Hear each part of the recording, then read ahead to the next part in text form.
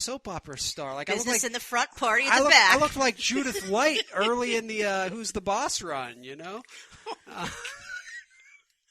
We definitely need pictures. I gotta see You know that. what? I'll find some. I gotta see that. I'll find some, but Good it was grief. I've had some hair. I've had some weird hair.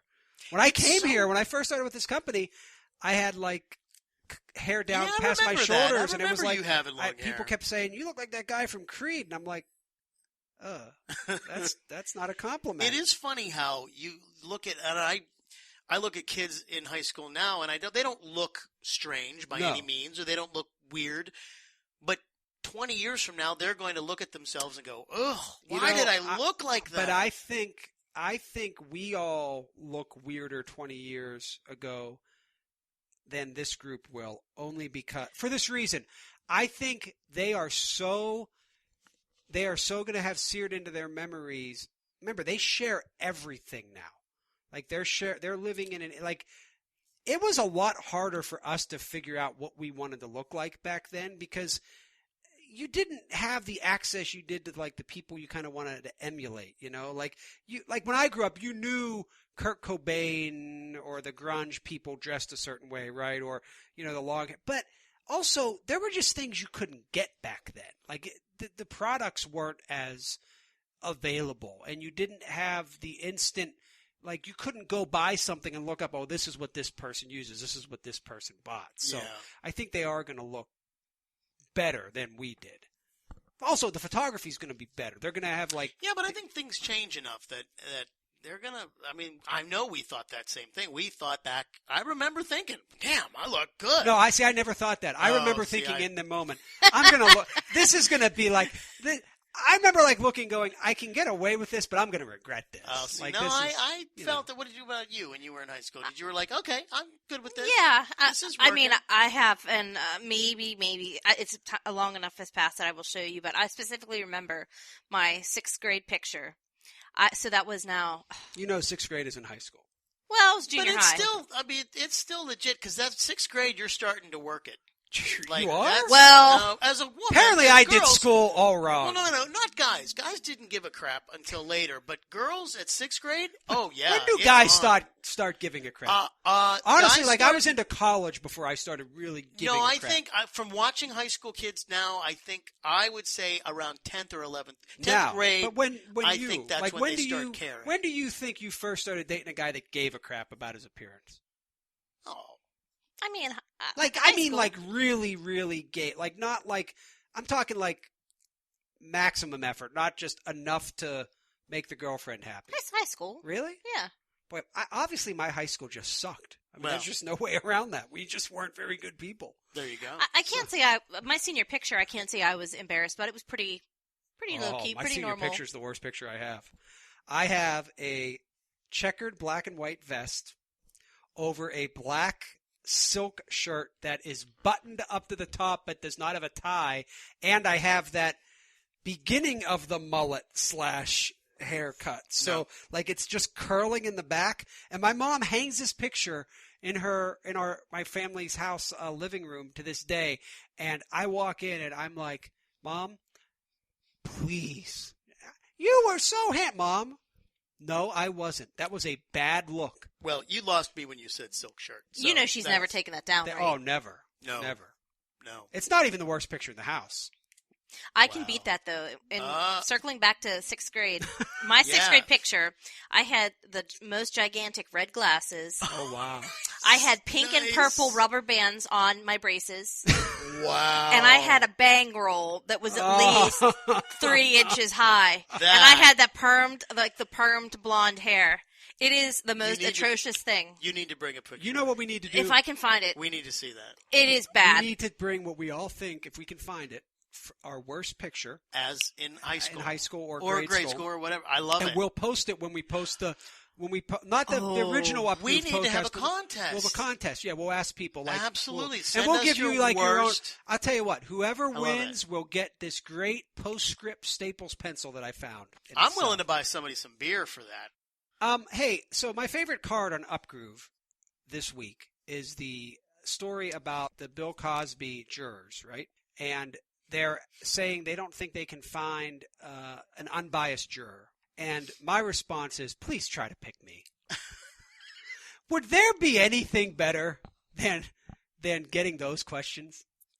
I would love to know. Yeah. I'd love to know what they're going to ask people. I would hope they'd bring Bill Cosby in. Like, to me, this is how you judge if somebody's biased. Do you know who this is? Yes, out. Oh, well. You can't possibly. Like, I actually agree with the lawyer here. Like, how can anybody not have an opinion on Bill Cosby? Well, you'd have to be really young. Like, we can't. We're either grossed out by the accusations or, like, true believers. Well, I don't know. I would imagine somebody who's in their 20s would probably not know. Yeah, but that's it. But yeah, if you're if you're 65, you probably have a totally different opinion of Bill Cosby. You might be more, okay, he's cool. Maybe he did something not great, but he's cool. Maybe he did something not great, yes. I was surprised that He's cool. I was kind of surprised that they actually sought a change of venue for that because he is from Philly. Yeah. So I feel like if there's any sympathetic jury to be had, it would be in crowd. Philly. Yeah. Yes. I mean, Pittsburgh, we hate Philly. Yeah, but I don't know. Yeah, I don't know if that's... He comes in a Flyers jersey. He's gonna fry. Is he from Philly or did he go to school there? I forget. That I don't know. I mean, I wonder how many people know Bill Cosby's from Philly and not like from wherever the Cosby Show was. Wasn't that set in New York? That was in New York. How many people do you actually think our age think Bill Cosby was a doctor? Who was on TV? Our age? I don't think he was nobody thinks he was an actual doctor. I can't imagine. You have a lot more faith in people. But no, he was born in Philadelphia. He was in West Philadelphia? Born and raised. Who would you rather now have over for a guest, Hannibal Lecter or Bill Cosby? Oh boy, I don't know. That's a tough one. I probably would take my chances with Cosby and just have a rape whistle. And just have a rape whistle. Wow. By the way, I think I agree with her. I do too. I wouldn't but honestly, want Hannibal Lecter. I think this is a different discussion if you're a guy or a woman. Probably. We're probably more comfortable with Bill Cosby than we should be, actually. Yeah. Hannibal Lecter may bringing my own drink. Right. Yeah. Just not letting it out of my possession. I mean, let's be honest, Jill. The amount of drugs it would have to take to get into your liquor to cut through the liquor. That's true. That's true. An immense amount of amounts of. Yeah. But take down a horse. I feel like it's kind of cool that Bill Cosby's fate might be determined in Pittsburgh. It is interesting. I do too. Interesting. Yeah. Like if we could be the former steel town that reinvented itself, and then put Bill Cosby. But it's not away. in Pittsburgh though. They're going to take the jury and they're going to take them out someplace. Yeah, they're not going to. But the jury will be. Oh, so it's not a change of venue. Right. It's not here. They're still doing it there, but they're getting the people here, taking them by a tour bus, and sequestering them out there. I see. That would suck. Yeah, but the jury's predominantly going to be from here. They'll be from so, here. So, like, that will be his fate will be determined by people. By people, right? Exactly. Oh, but it would be better to have the trial here. Yeah, that's what I was thinking. Talk about media circus. That'd be fun. Yeah. I don't know though. I mean. If you're into that kind of thing. Because what if you don't convict him then? Well. And then it's like, man, you guys couldn't even convict Bill Cosby. That's true. If it happens here and he doesn't get convicted, then there's going to be riots. Yeah. And whatever, what's Pittsburgh? They like they're all for rape, which isn't true. No, I don't get a lot of people who's on his side. I don't I get the don't feeling get that there's a lot of like, people who are going to. This is not something we talk about because I think we've now come to accept that Bill Cosby is sort of not what we thought he was. Yeah, but remember let's keep it straight though. True. He's not convicted. No, absolutely. But remember what we thought Bill Cosby was, which was like Squeaky America's dad. Absolutely. Yeah. Absolutely. But now you go back and look at everything else. It's kind of like it's all tainted. Yes, but it's also like, well, is there what was in your Jell-O? Yeah. Yeah. And I mean, let's be honest. To have liked Leonard Part 6, you probably would have had to be drugged. What is up with that movie? Haven't seen that one. No, and I actually haven't seen all of it either. I couldn't do it. I watched the beginning. It's like that OCD video we have on our site. I can't get more than 3 minutes into it. There's a video on upgroove.com. You got to check that. You got to check that. It's basically the Clockwork Orange version when they strap Malcolm McDowell to the chair and like make him reprogram him. Chris shows me this video. I think it posted on Wednesday, and the 22nd is when this went up. So if you're looking for the card, I could not get past. Honestly, I had decided I was done when the tomato part came up. Yeah. But I mean, it's an OCD nightmare. It is. Yeah. You can't. You can't make it through it if you have you OCD. can make it through this, I will applaud you. Well, I did. I watched. Well, but you don't have OCD. Oh, no. You gotta. It's yeah. No. I mean, when like the first image, I thought it was just after the first image. Right. It was. And then like I remember I've said, I'm watching it in the office, and I'm like, wait, there's more. Yeah, and it's just a bunch of things like people don't cut things out along the lines. Oh, yeah. Well, no, they cut most of it out and then ruin it at the end. They ruin it, right? Yeah, exactly. It's it definitely was a little painful to watch in times. Like you winced a couple times. and it's like 6 minutes. Yes. It's like it's not. Yeah, it's you're prolonged. Like you're like. Actually, I think isn't it? It shouldn't be exactly 6 minutes because that would be the whole point of it. I think it's like 5 minutes 51 seconds. No, that's probably it. It probably goes to like 5. Yeah, that would be it. Why didn't you end it? It ends at 6:01. Son of a.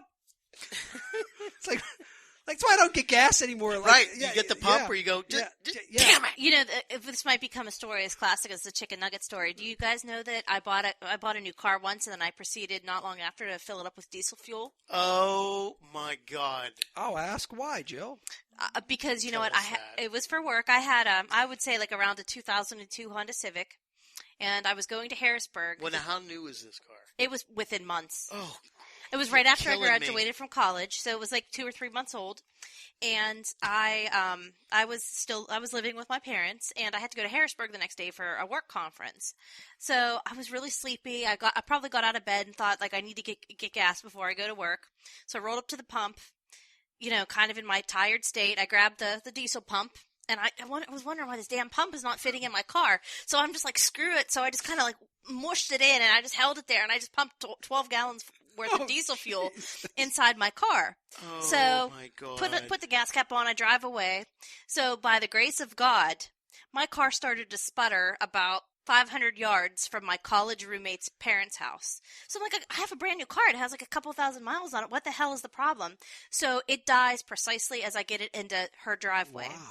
And so I walk up to the door, and you know, we were best friends in high school, so they know me. So I knock on the door, and her dad comes out, like he has like comes out in his t-shirt and underwear, and he's like, "Hey, what's up?" But I said, "My car broke down." Like boxer shorts. There's another story. The best thing about Jill's stories is the way she just drops in those, like, hey. Yeah. So of course he comes out with his t-shirt and underwear. Yeah, like probably t-shirt and jeans. Sorry, Mr. Baker, I don't mean to malign you. So, I mean that you were greeting young women in your underwear.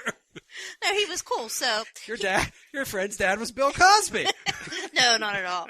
So I said, you know, my car broke down. It's brand new. I don't know what the problem could be. And he said, well, I'll come out and look at it. So he comes out, and her brother comes out, and he was a couple years older than me. So they're what looking. Was he wearing, Joe? I think he was fully clothed. So they're both Joe's looking. like, damn! Yeah, they're both looking at the car, and they said, well, I mean, I think our car's new. Like, well, tell us what you did. And I said, well, I just got gas. And her brother, kind of knowing me, he looks at me and goes, you didn't put diesel fuel in it, did you? And I said, no, I'm not an asshole, you know. I wouldn't have done that. And so I had a receipt because I had to turn in for work expenses, and I look at it and I go, oh, yeah, I did. And I mean, they both hit the ground, and they're rolling laughing, grabbing their bellies. So, what do you do though? Once well, done that? yeah, how do you drain that? They were farmers, so it was actually very industrious. They were farmers. No, listen. So they could use the diesel on the farm, so they sucked it out through a hose. They drained it all out of my car, and then they kept it. And I destroyed my catalytic converter.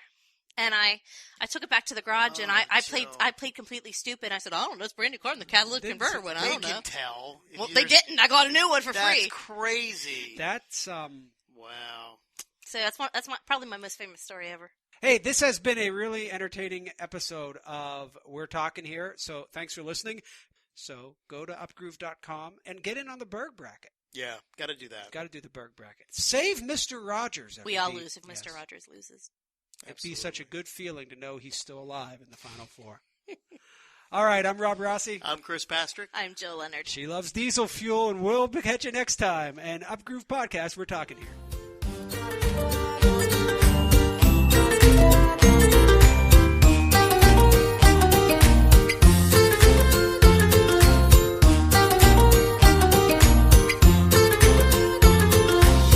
The Upgroove Podcast was recorded at Trib Total Media Studios in Pittsburgh.